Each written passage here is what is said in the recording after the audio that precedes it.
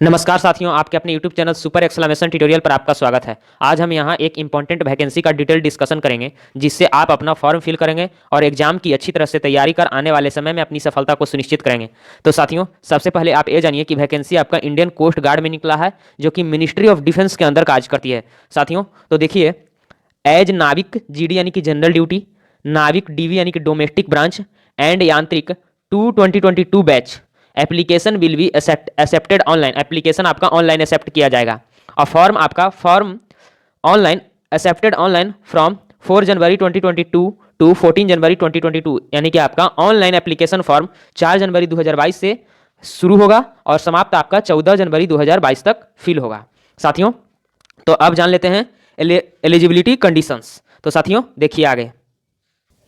साथियों, तो देखिए eligibility conditions. Online application are invited from male Indian citizens possessing educational qualification and age as prescribed below for recruitment to the post of Navik general duty and Navik domestic branch and Yantrik in the Indian coast guard and armed forces of the union. सबसे पहले जानिए educational qualification. नाविक GD यानी कि general duty के लिए 10+2 passed with math and physics from an education board recognised by council of board for school education. अब दूसरा देखिए, नाविक डोमेस्टिक ब्रांच के लिए जानिए 10th class passed from an education board recognised by council of board for school education. Yantrik के लिए जान लीजिए, यांत्रिक के लिए आपका 10th होना चाहिए और डिप्लोमा होना चाहिए या 12th होना चाहिए या डिप्लोमा होना चाहिए। अब साथियों अगला स्टेप देखते हैं। साथियों, तो अब एज देखिए, एज आपका मिनिमम 18 बरस होना चाहिए और मैक्सिमम 22 बरस होना चाहिए। आपका नाविक जीडी और यांत्रिक के लिए 1 अगस्त 2000 से 31 जुलाई 2004 के बीच जन्म तिथि होना चाहिए। अब बोथ डेट्स इंक्लूड यानी कि इंक्लूसिव, यानी कि आपका अगर जन्म तिथि 1 अगस्त 2000 है तो भी इस फॉर्म को फिल कर सकते हैं और 31 जुलाई 2004 है तो भी इस फॉर्म को फिल कर सकते हैं।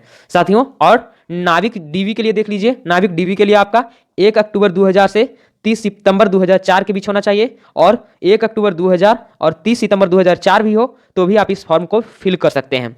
Upper age relaxation of 5 years for SC ST and 3 year for OBC non creamy candidates is applicable only if post are reserved for them. The tentative number, अब देखिए वैकेंसी कितना निकला है। The tentative number of post for category wise recruitment is as follow.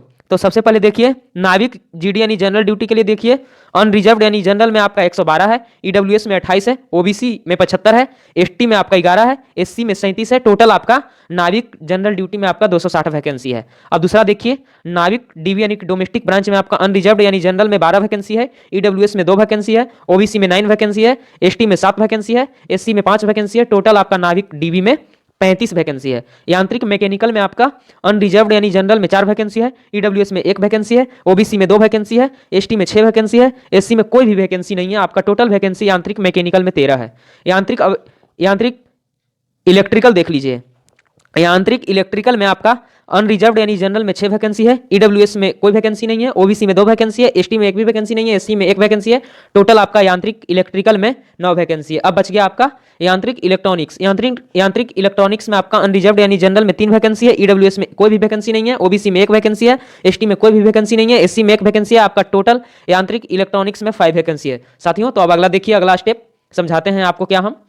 साथियों, तो आप ये भी जान लीजिए, आपका सिलेक्शन प्रोसीजर है जो आपका चार चरणों में होगा। साथियों, तो फर्स्ट चरण का एक्सक्लेमेशन देखिए। आपका फर्स्ट स्टेज में रिटन एग्जामिनेशन होगा। नाविक डीवी में आपका रिटन टेस्ट होगा सेक्शन 1 में, जिसमें आपका पासिंग मार्क 30 होगा। और नाविक जीडी में सेक्शन फर्स्ट और सेकंड 2 एग्जाम होगा नाविक जीडी में, जिनमें आपका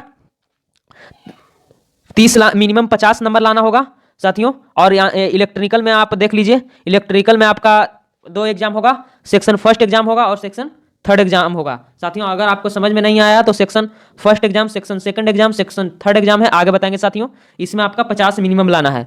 और नाविक जीडी वाले में passing in the section first and second, दोनों सेक्शन में आपको पास करना है। साथियों, अब देखिए नेक्स्ट में आप अपना सिलेबस देख लीजिए। सेक्शन 1 का सिलेबस है आपका 60 नंबर का टोटल एग्जाम होगा। एग्जाम का टाइम 45 मिनट रहेगा। टोटल क्वेश्चन 60 रहेगा, जिसमें मैथ का 20 क्वेश्चन रहेगा, साइंस का 10 क्वेश्चन रहेगा, इंग्लिश का 15 क्वेश्चन रहेगा, रीजनिंग का 10 क्वेश्चन रहेगा, जीके का 5 क्वेश्चन रहेगा।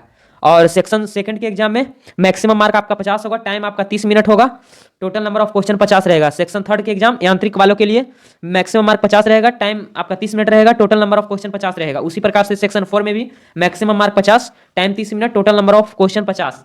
अब सेक्शन 5 में वही बात, मैक्सिमम मार्क 50 आपका, time 30 minute, total number of question 50 होगा साथियों। अब देखिए आगे, स्टेज सेकंड में आपका सेकंड के पहले भाग में आपका फिजिकल फिटनेस टेस्ट होगा।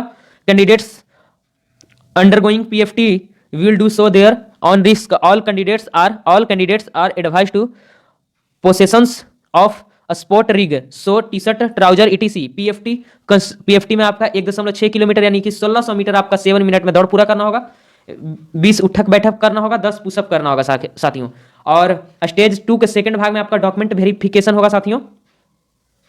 और स्टेज 2 के थर्ड भाग में आपका इनिशियल मेडिकल एग्जामिनेशन होगा, माने शुरुआती मेडिकल एग्जामिनेशन होगा स्टेज सेकंड के तीसरे भाग में। अब साथियों देखिए स्टेज थर्ड में आपका क्या क्या होगा। स्टेज थर्ड में आपका डॉक्यूमेंट वेरिफिकेशन होगा फाइनली।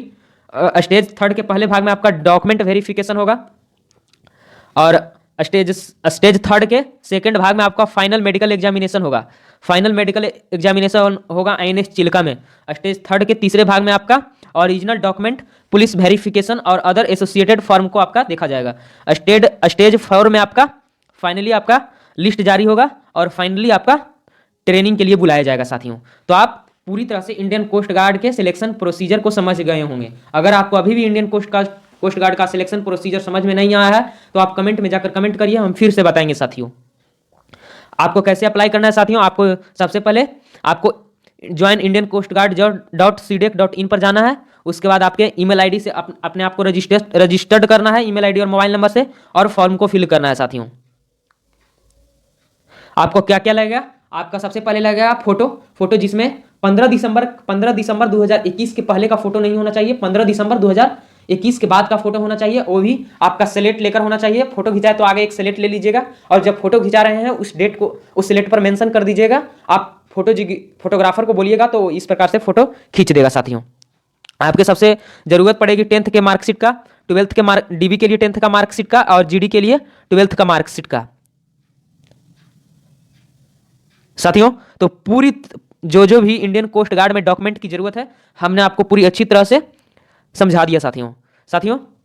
तो जय हिंद। इसी प्रकार के जॉब के नोटिफिकेशन पाने के लिए हमारे चैनल को सब्सक्राइब कर दीजिए, खासकर डिफेंस के एग्जाम का साथियों। इंडियन कोस्ट गार्ड 2022 के लिए जीके का क्वेश्चन, मैथ का क्वेश्चन, इंग्लिश का क्वेश्चन हम अपने चैनल पर इसी चैनल पर वीडियो बनाकर डालूंगा।